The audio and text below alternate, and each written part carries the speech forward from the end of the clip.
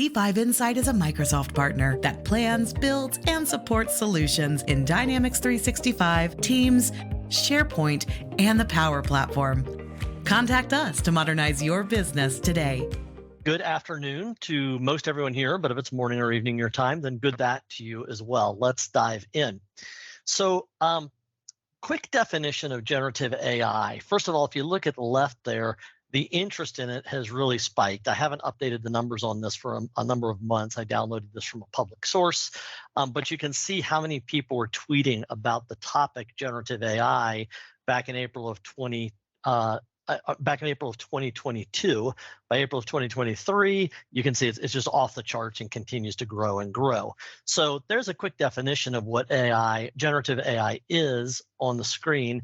Let's get really, really practical right away, though. How could we, or can we, even use this to make a difference in business or in life? Well, every single thing you see on this page was created with generative AI, from the little friendly robot picture in the background to the 15-word definition for generative AI, to even the chart that you see on the page. And you're going to learn how to do all of that and a lot more today. So I get pretty enthusiastic about this, and I can tell you I have gone from skeptical to using this in my work life at least 2 times per week, and I probably should use it a lot more. I'm still getting my head around exactly what scenarios to bring it into. It's pretty amazing. So quick introduction to me. I think I know everyone who is here live with us right now, but for those of you who might be watching this as a recording in the future, my name is Jeff Abels. I run and founded a firm called C5 Insight a little over 20 years ago. I really geek out on this stuff. We actually focus on using technology to engage people better, whether those are people inside of your business or people external to your business through sales, marketing, and customer service and that kind of thing. Microsoft MVP, I've helped to write and co-write some books on topics related to some of the things we'll hear about today. There's all my contact information if you'd like to reach out. More importantly, there's my why on the right-hand side of this slide. My wife and I are empty nesters. There's both of our daughters, both of our sons-in-law, and both of our grandkids, all in that little circle picture there. My wife and I love to ride a motorcycle together when we can and weather permits, and we love to explore and experience fine spirits of all types together. So a little bit of information on us, but enough about me. Let's dive into our content. I do want to start by introducing you to one other really important person. I want you to meet Allie Jameson. One thing I can tell you about Allie Jameson is she doesn't exist. And I know this because I invented her by going to a website called thispersondoesnotexist.com. If you go to that website right now, I assume it's still up, it's been up for many years, just go to the website, it'll just load a picture of somebody. Hit refresh, the picture will change and change again. Those are generative AI created images of people. So those people don't exist. We actually kind of have this whole thing, you'll learn more about it, called Powered by Luck going on in our organization. Some time ago, we decided we want a virtual person to kind of be the voice of C5 Insight. So we created Allie Jameson. We used This Person Does Not Exist and hit refresh until we got someone that we said, that looks like Allie Jameson to us. So that's another example of a practical use of generative AI. And by the way, this is getting much more sophisticated now. Virtual models are being developed now where we could take Allie and we could have different picture angles and all sorts of other things going on. We haven't gone there yet, but that kind of stuff is emerging as well. Now, throughout the session today, you're going to see little prompts like this. I'm not going to read every one of them. I just want you to know that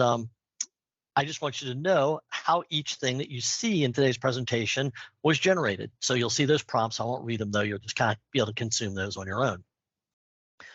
Let me start with some super quick training about ChatGPT. We're going to talk about both ChatGPT and Copilot today. But when you hear me speak, most of my practical examples are ChatGPT for 2 reasons. Number one, ChatGPT has now been out for over a year. We've been using it consistently. We have a lot of stories to share around how we use it, how some of our clients are using it, and some other case studies we've read up on. Copilot is newer to the scene. Also, we want to make sure this is relevant for everybody. So anybody, anywhere can go access ChatGPT right now. Not everyone has all the Microsoft services or user accounts they need to get into Copilot yet. And Microsoft is still rolling out Copilot for a lot of things. So as I talk, you'll hear a lot about ChatGPT. But when you see links to videos, that we will have tons of videos to demos of similar things that work within Microsoft Copilot. You'll see what I mean in just a moment. So quick training on ChatGPT, 5 steps to start getting productive with ChatGPT immediately if you've never used it before. First of all, you can go to that URL right at the top of the slide there. Next, you just sign up for an account. I think it's well worth it to spend the $20 a month to get the ChatGPT Plus account. It gives you access to many other tools, including the GPT-4 model, but also something called Advanced Data Analytics. You'll learn a little bit more about that later in this, but to quickly summarize it, it means I can upload things to ChatGPT and have it look at those for me.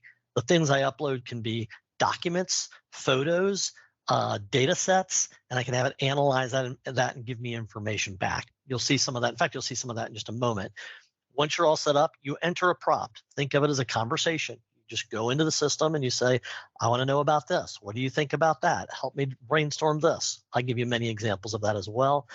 And you can also upload a file and ask it questions about that file as well. 5 steps to get you started. Now, let's take a look at a couple things here. I'm going to show you a super quick introduction to ChatGPT overall right now. So for those of you who are a little intimidated by it, have never used it before, maybe you're like, I tried it, I couldn't quite get my head around it. 2 minutes to get into it before I start going through a lot of slides with practical examples. And I'll also do about a 1.5 minute introduction to Microsoft Copilot overall to get us started.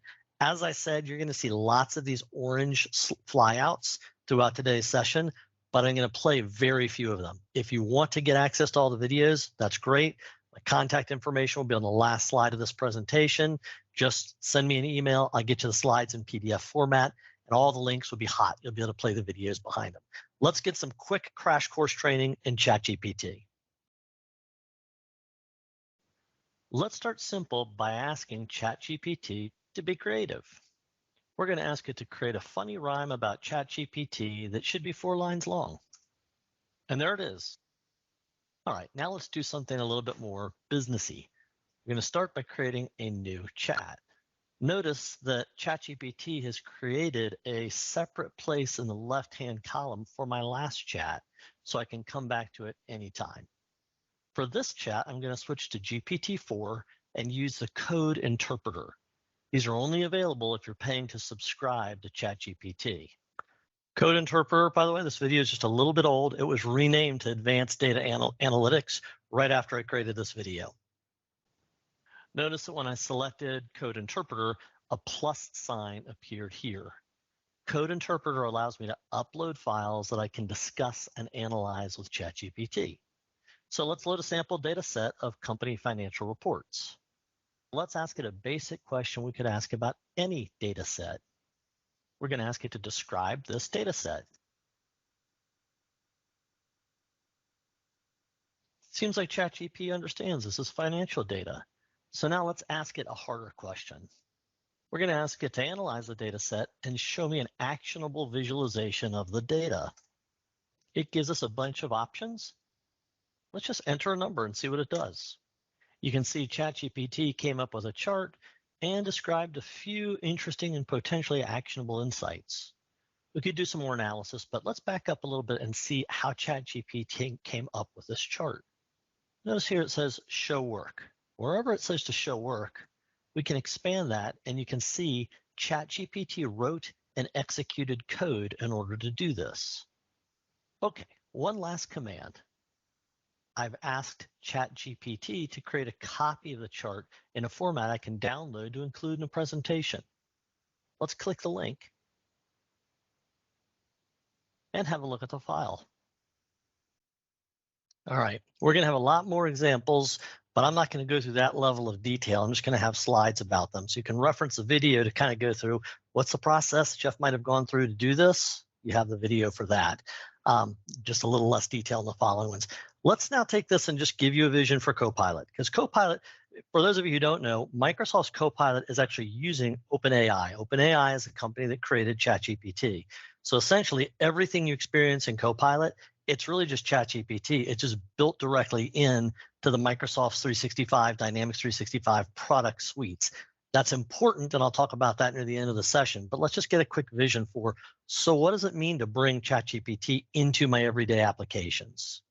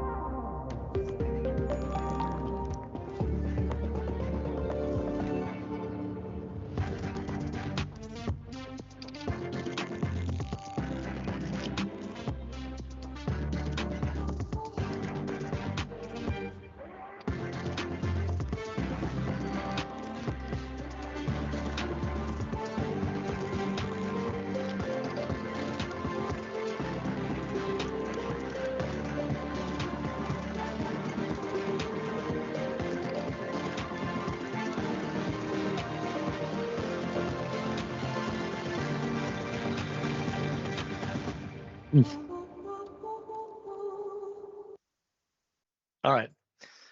Pretty promising. We're going to dig into the promise a little bit more and see what's actually working now and what might be coming soon. But think about a meeting like this. I mean, the idea that you could go into a Teams meeting and who doesn't tune out every now and then, right? Who doesn't multitask? Who doesn't arrive a few minutes late? The ability to kind of go, oh, it looks like you've arrived late. Let me give you a quick summary of the key points when you get involved, or even eventually be able to interrogate the meeting. So it's like, oh, I want to ask a question. If you're anything like me, if I'm in a long meeting and I want to ask a question, sometimes I think, oh, shoot, you know what? I haven't been totally 100% attentive. Maybe someone already asked and answered that question. The last thing I want to do is be the guy that asks the same question again. Now I don't have to, because it's summarizing live for me. I can ask it questions and be able to suss intelligence out of that. And that's a simple example, right? That's not even the value added example of, hey, I've been out for 2 weeks on an extended vacation. Tell me the 5 most important things that have hit my inbox that I should respond to right away. Right? The list goes on and on for things you might be able to do with this. So what we've put together is this idea of what roles could generative AI play in an organization, or what are some real life case studies we're seeing it play roles in. So we've put together these 5 different personas that that generative AI can take on. The list, of course, is much longer than this, but these are some good broad categories that bring some things together. So we'll start simple and talk about some things you can do right now, and then I'll imagine with you some of the other things that might be coming soon as we get deeper into this.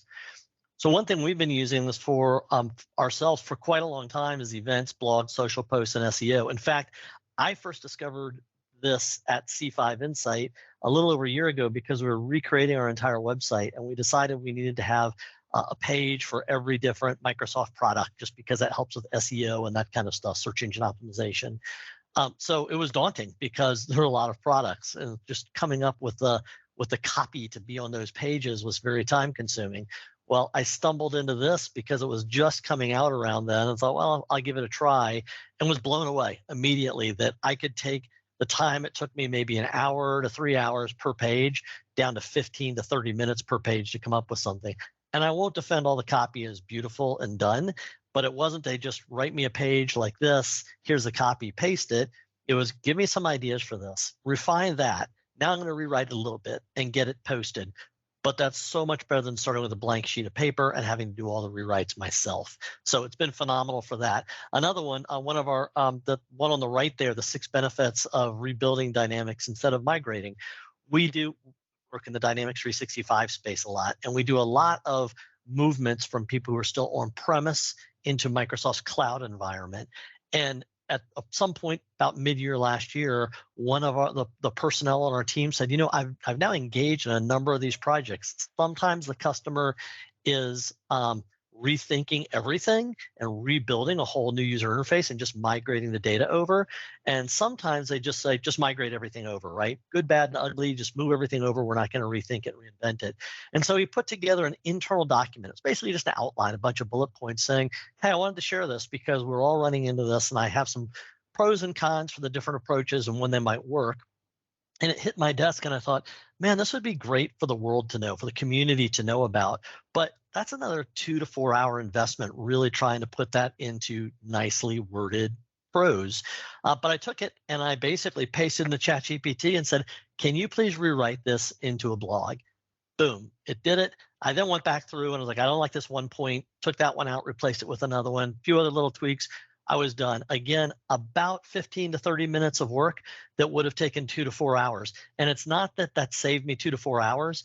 It's that this probably would have never seen the light of day at all had I not been able to make it work for us so quickly. So pretty amazing stuff. And you talk about being your creative partner, coming up with copy, images, and so forth.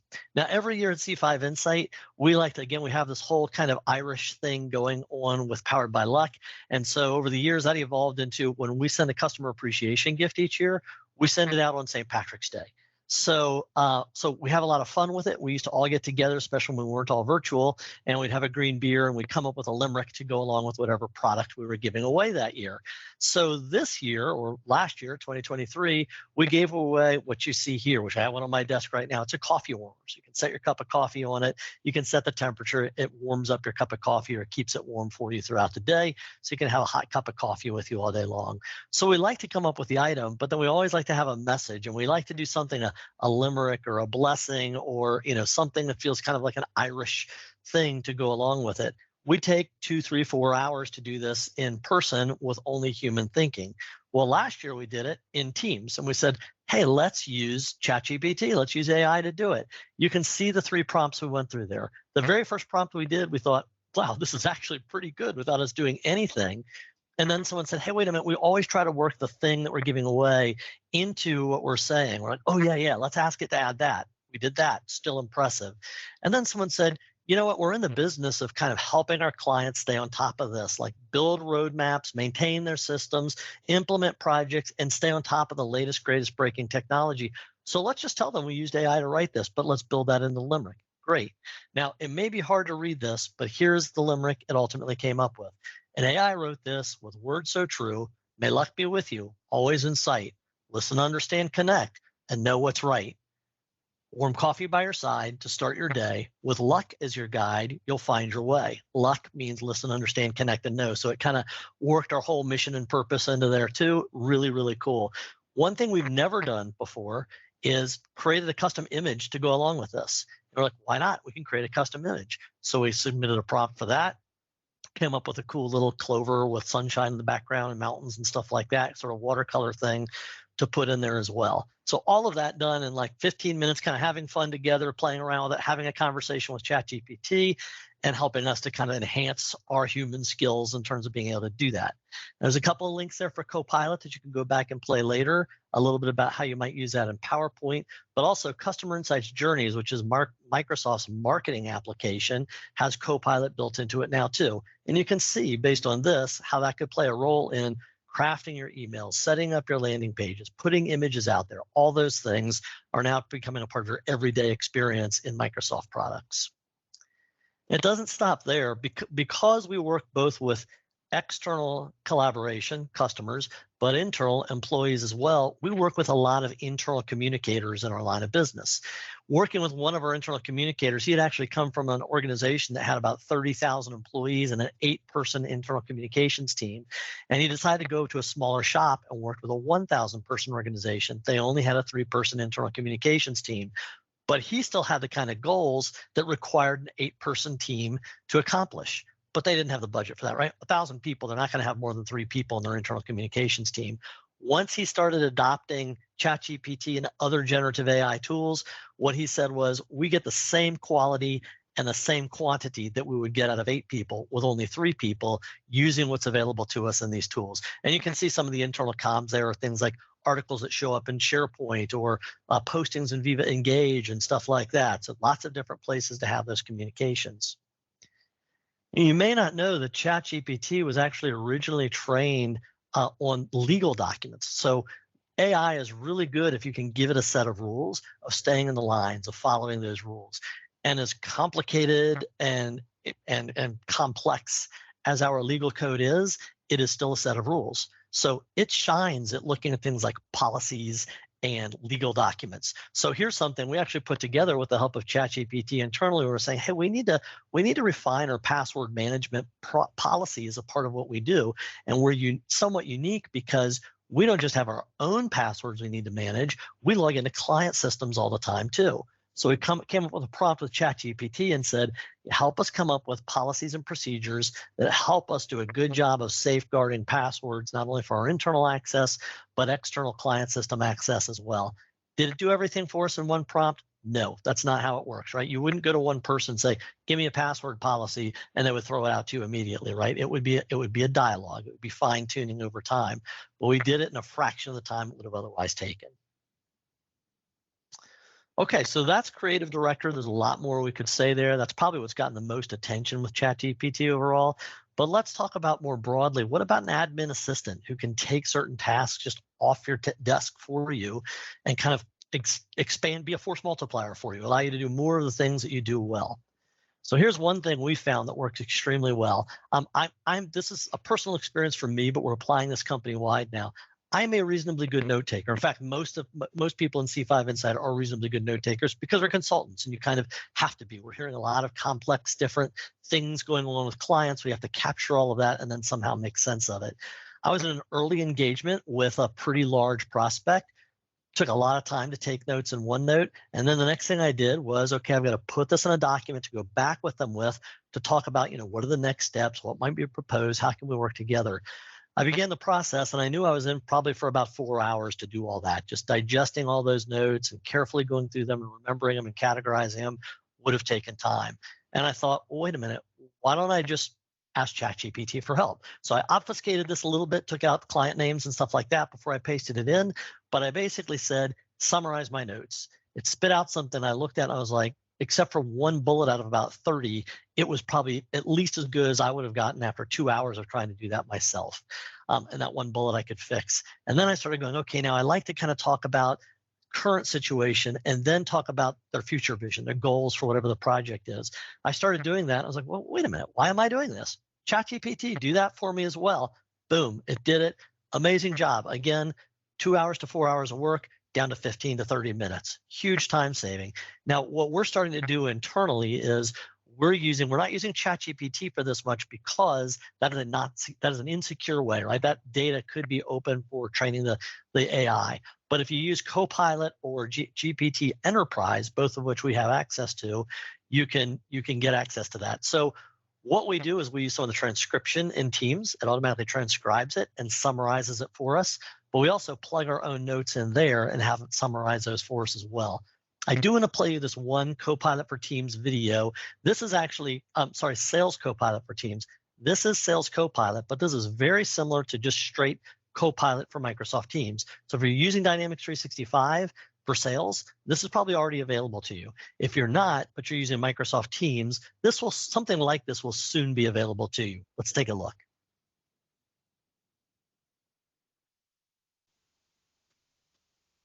At the end of the meeting, Allie gets a message from the Viva Sales bot. Here, she can see a recap of the meeting.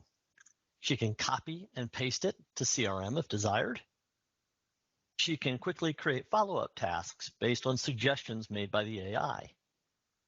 She can see the full transcript of the meeting. She can also see artificial intelligence about the sentiment of the meeting throughout the course of the meeting. Back in Outlook, Allie creates a new email to the prospect.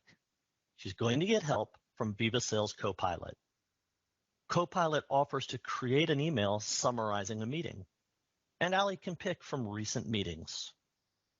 Copilot suggests an email based on the meeting summary, and this can include information from the meeting transcript, from the opportunity, or from other customer records. Allie copies the email into Outlook. From here, she can make edits or just send it as is. So it's a huge assistant there, kind of watching your meeting over your shoulder, summarizing things for you, typing emails for you. Again, always remember, if you've never used this before, I don't want you to have too high of an expectation. It is not a click a button that does everything for you. It is a conversation. If you had an assistant sitting next to you saying, hey, could you help me summarize this meeting? You would have a conversation. They would draft something, you would look at it and refine it. The same is true of ChatGPT, but it definitely is a huge help in accelerating that process. There's a couple of other videos there. These are ones directly from Microsoft about Copilot in both Teams and Outlook. Very powerful stuff to have a look at. This one kind of blew me away. So ChatGPT can do data cleanup for you as well. So remember I talked about the advanced data analytics feature. This is tapping into that. The use case is this. I speak publicly a lot, like you're hearing me now, but I sometimes speak publicly for organizations who say, look, this was a small, intimate event. We're going to give you a list of everyone who came so you can follow up with them if you want to. Great. We use Dynamics. I want to load them into there so I can have contact records for them and follow up with them. Well, they gave me the list to follow up with, and it was really messy. It was kind of like, in the first column was first name, last name, some separator that they choose, whether it's a bar or a comma, and then their company name. And I think there was an email address. There might have been one or two other things in there. And if you know about CRM systems, you know you want that what's called parsed out. I don't want first name in a field, last name in a field, company in a field, email in a field. And, I'd like to have the URL of their website too, but that would probably be in their email address. So I kind of looked at this list of, 30 to 50 names and thought, gosh, it's going to take a long time for me to go clean up this list. Let me give this a try. So I just brought the Excel file into there and said, hey, clean up this list. I want columns for each of these things. And by the way, although there's no column for URL yet, I'd like the website URL based on the email address. And if the email address is for a free domain like Gmail, then leave that blank for me. I just told it that. Plain English, loaded it up. It did all the work for me, spit the list back out. There were maybe 4 or 5 more things I had to clean up when it was done, and then I could load it into CRM. Talk about an awesome assistant, right? I could have just handed that off to maybe an assistant that works for me to also go through and do that labor manually. ChatGPT took that completely off my hands, which was great because I don't have an assistant that can do that for me. Now I was able to save myself a lot of time. Again, Copilot, there's a lot going on here. Copilot and Excel probably going to be able to do similar things to what I just described and a whole lot more that we'll get into later. Dynamics 365 Field Service, that's an application where field service people, you're going out to the point of transaction or the customer's point and providing service to them in the field, right? That's what field service is. Well, there's actually automatic Copilot-based work order scheduling. So instead of having to go back to some central office or something like that where they can look at all the schedules and do it, you can just say, here I am, we need to do a follow-up, go check all the schedules, look at the expertise needed, automatically schedule that work order for fulfillment. So before I've even hung up the phone or left the customer location, we've already got that on the calendar with them. Just a couple of other examples of how GPT is being incorporated into Copilot. Now, this is a client-facing example. One of our clients is a manufacturer, and like many manufacturers, they sell through distributors. So the manufacturer mostly does the making of things and supports the distributor sales teams. The distributors go sell to consumers or retailers or other buyers who eventually put the product into the marketplace. So the manufacturer had their CRM system, which happened to be built in Dynamics 365, and their distributor network had partnered together and built their CRM system, which, by the way, happened to be in Salesforce.com. Now, the manufacturer said, although we're different companies, we want insight into what's going on in your pipeline. We provide a lot of value to you. We want you to give us that information. So they set that up to integrate. And all of those notes that they were taking as distributors talking to customers flowed into their CRM. Well, they started looking at them and saying, this is great, but we should categorize this somehow. And they had someone starting to go through those notes and say, okay, categorize each opportunity with which of our products it might make sense to look at with check boxes. And they quickly realized we just can't do it. We'd have to hire multiple people to handle the number of these that are coming in because it was hundreds of new records every day with lots of notes with them. Instead, we took that and we didn't use GPT. We used the OpenAI connector from Microsoft. So behind the scenes, it was still OpenAI. And we said, whenever we get a new record in, send it over here to OpenAI. This is the protected mode. This is a secure mode. And we're going to give you these 5 categories. Go through that and tell us which of these 5 categories you think it works. It makes sense to put it into. After running that for a while, we found the accuracy it was giving us with no training other than just telling us here's text, here's categories, was about as good as we were getting with humans. We've not yet trained it, but you can do something called AI training where you can say, here's a bunch of examples of it done right, here's a bunch of examples of it done wrong, and it can improve its model automatically if we do that. But so far, the client is delighted just with what they've got already kind of out of the box with a pretty simple setup. That little outline over there, that's a Power Automate flow. That's a low-code, no-code approach we use to develop all that. So pretty simple stuff overall to set that kind of thing up. Struggling to leverage Microsoft Enterprise solutions? At C5 Insight, we understand the intersection between technology, business, and people. Contact us to learn more. Another situation, one of our clients had to process accounts payable things. So it was actually a facilities management group, and they got tons and tons and tons of invoices from all the different vendors they had to use. These are people who come into their buildings and, they fix a squeaky hinge on a door, or they check security profiles on an exit, or they clean the windows, empty the garbage cans, fix the phone lines, whatever it is. Anything that touches the building, they have an external vendor come and do that work. This is the process they went through to handle their invoices before, right? It would come in. They'd usually get them in kind of via a fax for some reason. If you don't know what that is, then you probably don't know what a key punch card is either. I mean, I don't know who uses fax anymore, but these guys were up until recently, and other places. They would have to take those faxes, they would have to rescan them back in. They would then copy that scan folder over to SharePoint. They delete the old original that got scanned in. They'd probably have to do some data entry. There might be errors there, right? So they'd basically rekey some of the stuff from the invoice so they could get ready to pay it. Then they'd decide if they approve it. They'd have to handle rejecting or accepting. And if they accept, this was a facilities management group. They didn't have to route it to accounts payable to actually pay it. Guess what they would do? Rekey it, send in the payment, all of that stuff. So that little video there that I'm not going to play for you, that's their before process. That's what the process looked like with all that gobbledygook I just said. Once they applied GPT logic to this, the process got down from 15 plus minutes per accounts payable invoice to about 30 to 60 seconds per invoice. Let's go ahead and take a look at this one. It's not too long and it's pretty insightful. Oh, by the way, before I play that one, the other thing they got out of this, by the way, was a much better dashboard of all these as well. Before, it was just kind of all keyed into an ugly Excel or SharePoint, and they couldn't get reports out of it. By working with AI Builder and Power Automate, Allie has fully automated invoice processing for her department. Vendors are directed to send all invoices via email. No more scanning. Today, Allie has received a large number of invoices from vendors. As those invoices are received, AI Builder automatically scans them and extracts relevant information. The invoices and information are automatically uploaded to SharePoint. After this, Allie automatically receives an email requesting approval for each invoice. From the approval email, Allie can open the invoice to review it and approve or reject the invoice directly from her inbox. Allie's going to approve this invoice,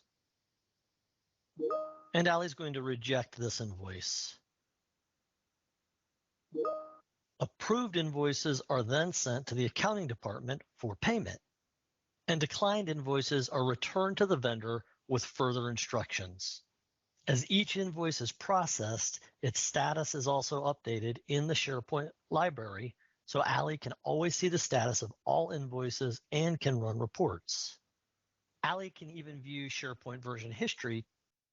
Notice, by the way, all those columns with text in them, AI Builder, which is using basically ChatGPT behind the scenes, it looked at the invoices, got that information and stuck it in those columns automatically. So that information that used to have to be keyed, it's not keyed anymore. So invoice comes into email, it's watching that particular email inbox, and as soon as anything comes into that email inbox, it grabs each of the PDFs out of it, it creates a separate record in SharePoint for it, it scans each of those PDFs and finds key information, it puts that information in the correct columns, and it sends an email to Allie saying, it's time to approve this. So no keying at all. From all that work to now, all that happens is Allie gets an email saying, approve or decline.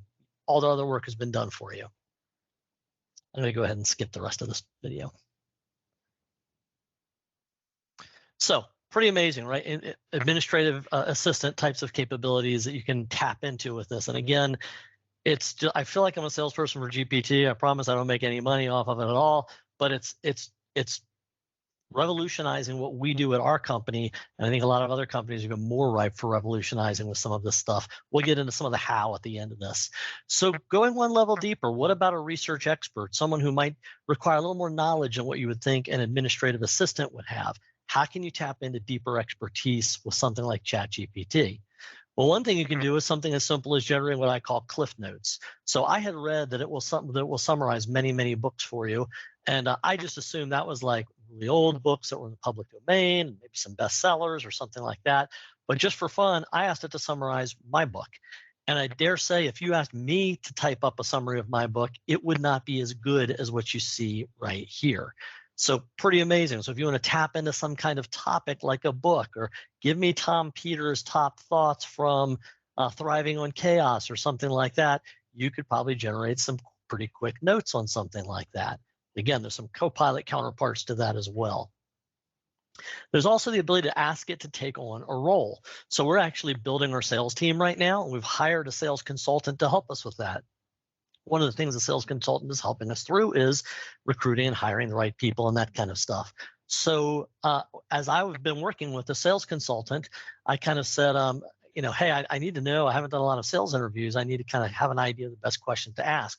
Before I approached him with that, I went to ChatGPT and I told it to take on a role. Hey, you're a sales manager and you're recruiting for, give it some specifics, right? People who are developing business around these product lines and service offerings and that kind of stuff. What questions as a sales manager would you ask this person? It gave me 20 questions. I copied those questions and sent them to our consultant and said, hey, look, here's a starting point. Can you help me, go further with this? And he looked at it and was like, these are really good questions. I'm surprised how good you've come up with, right? Well, it wasn't me, it was ChatGPT. So I just took what I would have been paying that sales consultant by the hour to do for us, and I was able to fast track that and get some instant expertise directly out of GPT. Now, I mentioned legal code earlier, and in that context, I was really talking about more like policies. But this is also excellent at looking at legal documents. We work with a law firm all the time, like almost every other firm does. And there's a lot of times, unfortunately, I've gotten so good at looking at contracts, I could do some of the work on my own with it, but it always get into some legalese I didn't understand well enough. Now, I often will take sections of contractual documents that clients send, and I can look at it and I can say, paste this in there, make sure I obfuscate it to protect privacy.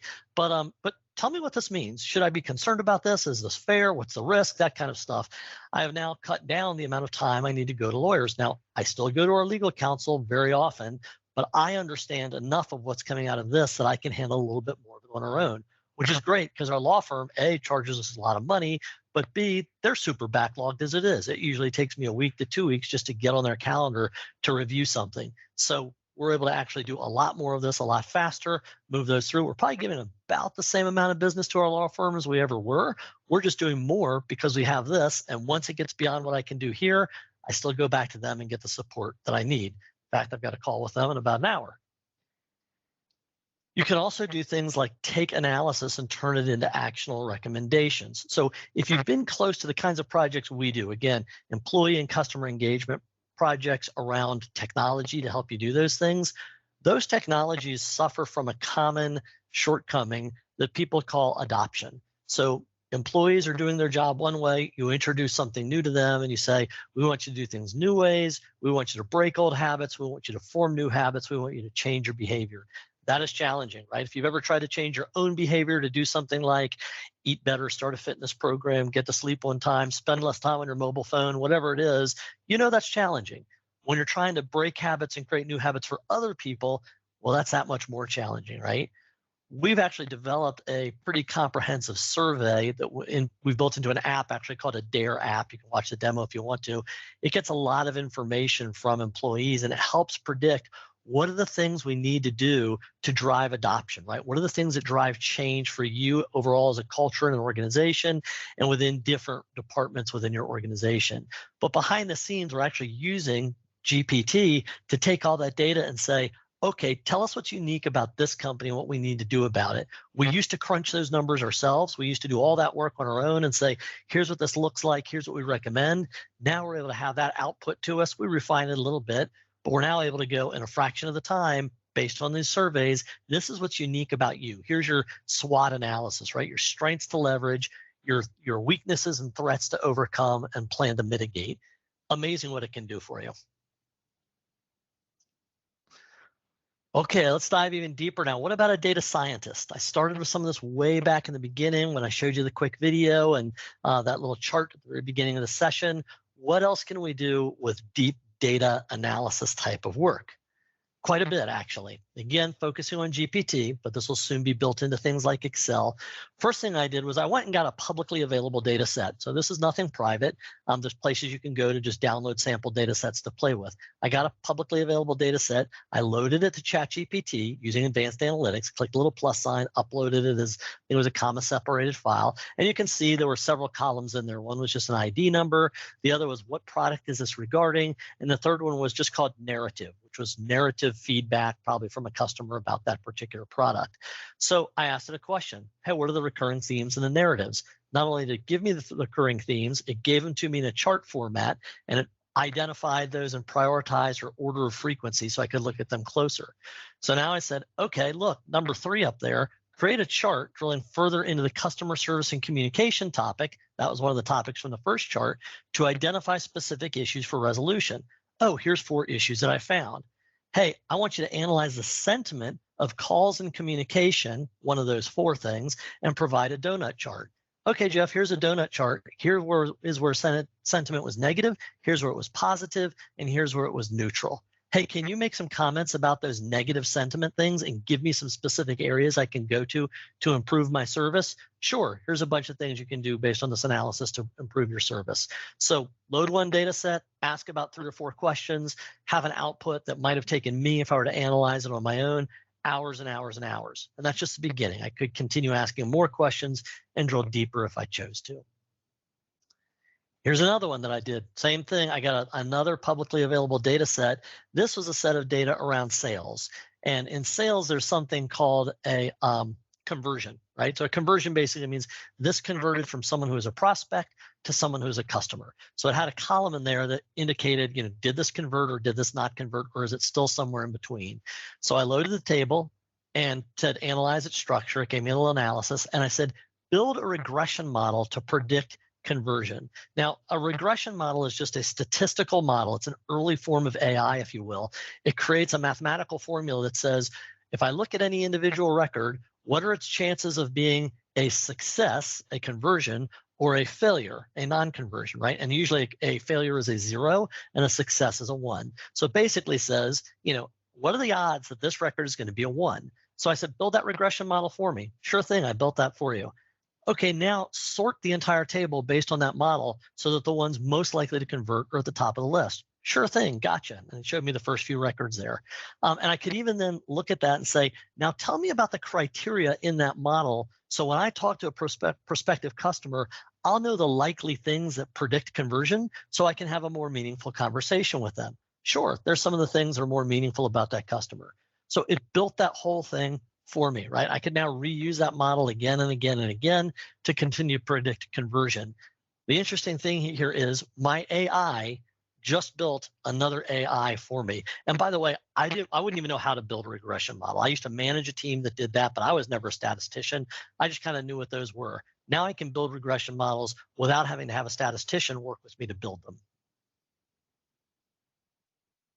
Okay, 5th and final category before we close, and that is, what about application development? You've probably heard about, hey, these AIs are going to be able to start creating new apps for us. What does that look like? How is that working right now? Well, starting at its simplest, first of all, there's just code commenting. I can tell you, as someone who manages some developers and having done a little light development in the distant past myself, one of the least favorite tasks of developers is commenting their code, right? Really important that you do it, but nobody really likes to do it. And what I can tell you about a lot of coders is, if it's something they really don't like to do, it's really hard to get them to do it. That's true of all of us as human beings, but coders, they want to code, right? They don't want to write all the documentation for it. Well, the good news is now a coder can go into their code and say, hey, write comments on this code for me, and it will comment it for you. You can see it did that with that simple code right there for me as well. This actually begs the question to me, do you even need to comment the code anymore? Because if someone looks at your code 10 years from now, they don't have to have your comments in it. They can just give it to an AI and say, explain what this code means to me, and it will comment it for you then as well. So not only can it save the coder the time of commenting their code, and it does a darn good job of it, by the way, but if they do it poorly, if they forget to do it, or if you've got some old uncommented code, that's okay, because it can understand it and give you comments for it as well.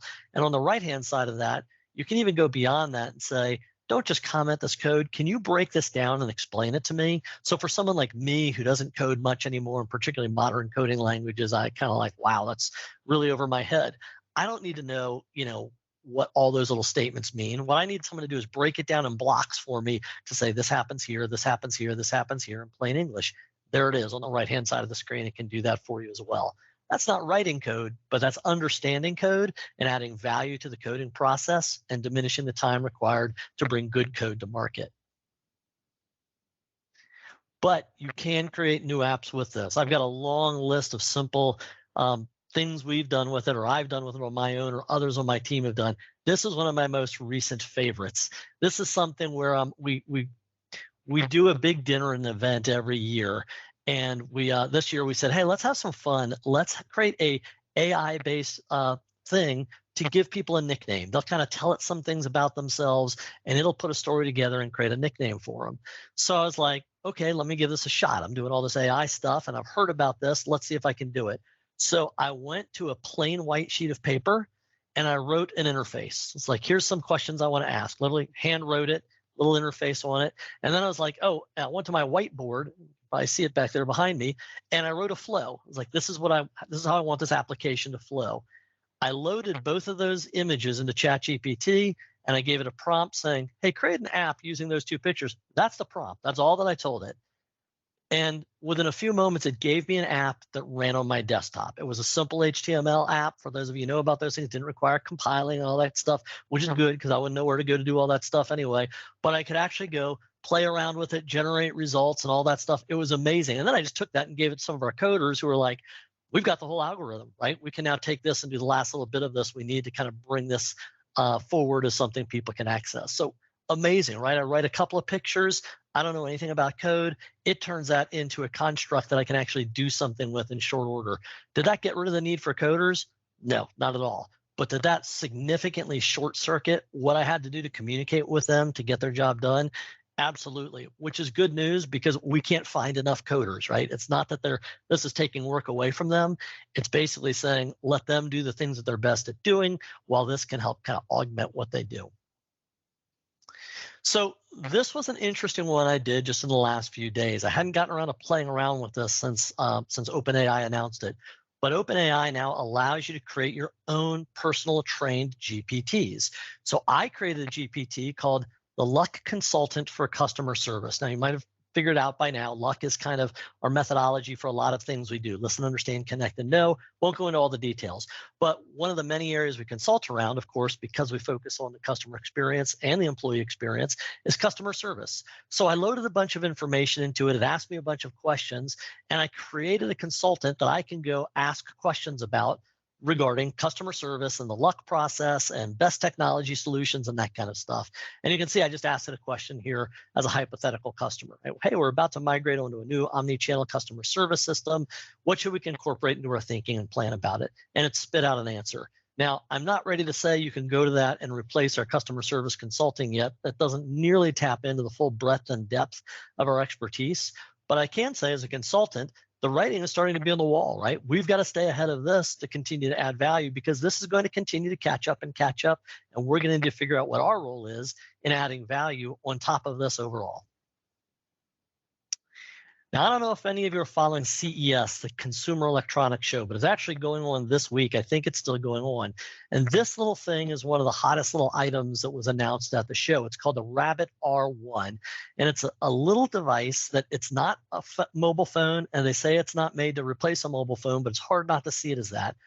It's got generative AI built into it, but it also has all of your traditional phone apps built into it, and it can interact with those apps on your behalf. So instead of just asking questions and getting text answers or pictures back and doing web searches, it can actually do stuff for you. They write an email to somebody and send it and say these things, read my text messages off to me, plan a trip for me and schedule my airplane tickets. If you've got an app that can help you do that, it can help take over and control that app for you.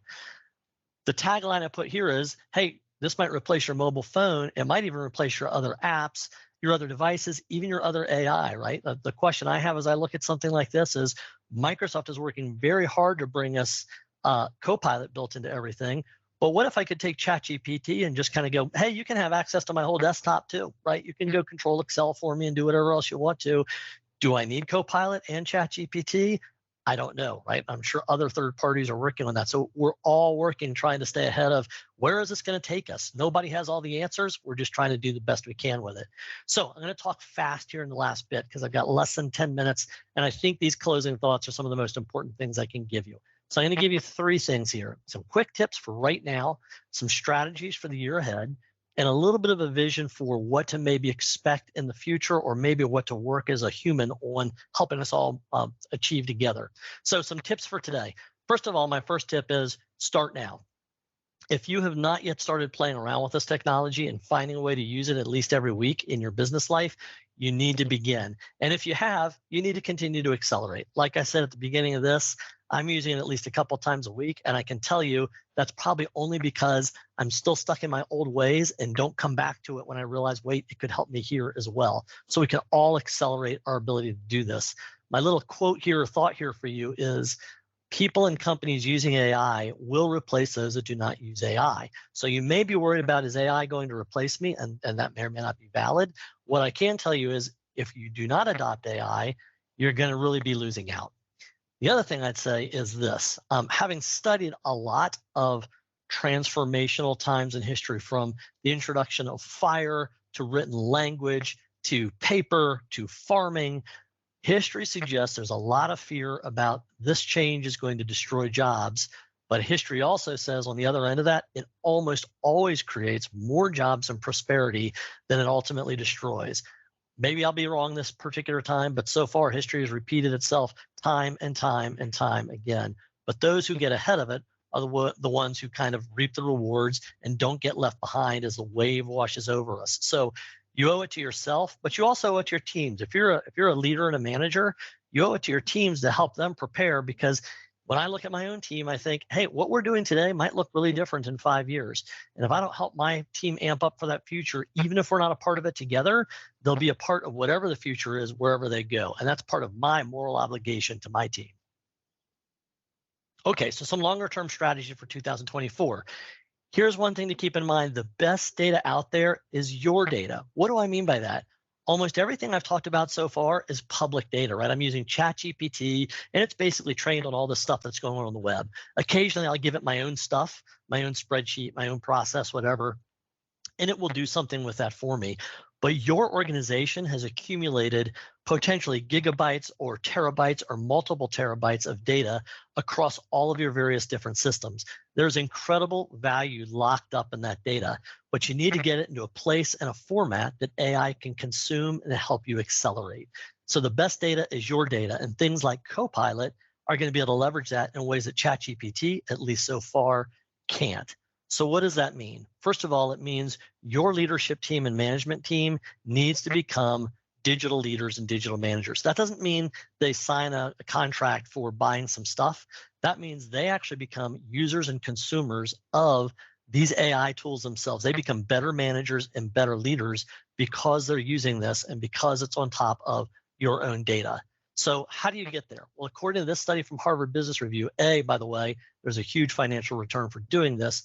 B, you need a digital coach. That's what the leaders have done. And you need to develop a digital vision. So my 2024 recommendation to you, bring all that together, is, as an organization, go find yourself a digital coach. Go find that partner who can help you create a clear digital vision and coach you along the path between where you are and where you're going. And make sure that that digital vision includes consolidating your technology platforms. Because if you've got little islands of data here and there that aren't very well connected with each other, AI is not necessarily going to be able to connect all those any better than you are. So you need to start thinking about, how do we bring all that together into fewer places so we can do more things in less places with the help of tools like ChatGPT and Copilot.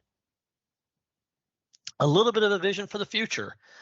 We talked about what could possibly go wrong, right? I'm not going to pull any punches. I've kind of been trying to be transparent with you about, I don't know what's going to happen to me and my company in the future, right? People who say this won't replace any jobs, I frankly think they're full of it. Every new innovation ever has replaced jobs, but every new innovation ever has also created new jobs in the future. That's not what I'm most concerned about. Here's what I think is the biggest thing that we have to worry about. This is actually a relatively recently completed study by a Harvard Medical School.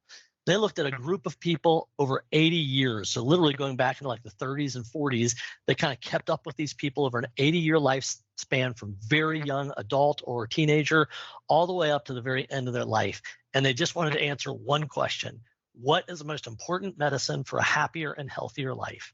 And what they found was it's relationships. It's other people. We are made for people. And they've also found that loneliness is as harmful as smoking 15 cigarettes a day. So you're better off going through a pack a day with a lot of good friends than you are being lonely and smoke. I'm not sure if I got that right, but you know what I mean. So what does that mean? Well, the Surgeon General of the United States recently announced that loneliness is an epidemic in this country. There's also been revelations that young people, young females in particular, are taking their lives, at a higher rate than ever before, which is a crime. And I don't think it takes much imagination to see why. AI can be part of the answer or part of the problem. I think, as an optimist, I think AI, artificial intelligence, cannot dehumanize us, but can actually superhumanize us. And in fact, if you look at things like the invention of the automobile, which could have had hugely detrimental effects, and it is having some today, it actually turns society sideways in a very positive way and solve a bunch of huge problems and solve problems that no one even knew what the answer to them was. I think we're right on the precipice of problems that seem unsolvable. And with the help of some of these new innovations, we are going to, together as humans, find solutions to them. So I'm not going to go through all the detail here because we're right at the end of our time now. But I will say this idea that I've been talking about this whole presentation, this idea of being powered by luck, listening to each other, deeply understanding our own humanity, connecting with each other with good habits, and knowing what the results are so we can continuously improve. That's at the heart of every single one-on-one human relationship. And that can be at the heart of how we interact with all these new innovations around us. And it can help us improve in all of those areas. So with that said, thank you so much for coming today. Sorry, I'm going right up to the wire. I don't see anything in Q&A right now, so we're going to call it a wrap. Couple of quick things to know. If you want today's slides, I'm happy to get them to you in PDF form. Please just email me. The links will be hot. So all the videos I played, all the videos I skipped, those will be there available to you. We have a ton of other learning opportunities coming up soon. We're going to try to keep up with the pace we've set for ourselves. It's kind of breakneck, but we've got at least one event per week for about 3 months into the future, and multiple times we have 2 or 3 events per week. So please join us for more of these webinars. Invite your colleagues and coworkers and friends to them. And this is what we do for a living. If you're looking for a partner to help you get the most out of all this emerging AI, all these better ways of engaging with customers and with employees, that's what we do. We can help you build your roadmap. We can help you maintain what you've got. We can help you implement this in a way that your people are going to want to adopt it and use it to change the way you get work done. Thank you all so much for coming today. Really appreciate your time. Hope to talk to you real soon.